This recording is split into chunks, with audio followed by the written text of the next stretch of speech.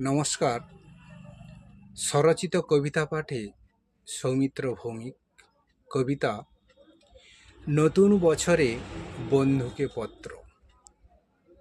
পত্রের প্রথমে জানাই ভালোবাসার প্রীতি, সকল হৃদয় মাঝে আসুক মধুময় গীতি। কুশলেতে থাকব সবাই, মনের মাঝে আশা, সকলের হয় যেন একটি নিজের বাসা। সকল প্রাণ প্রাণময় হোক এই নববর্ষে, আমার গ্রাম আমার দেশ থাকবে সবার শীর্ষে।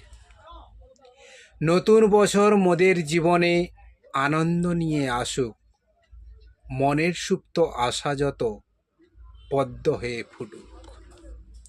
শুকনো পাতা হয়ে ঝরুক সমাজের মলিনতা যত, মমতা মাখা স্নেহ প্রীতি বর্ষণ হোক শত।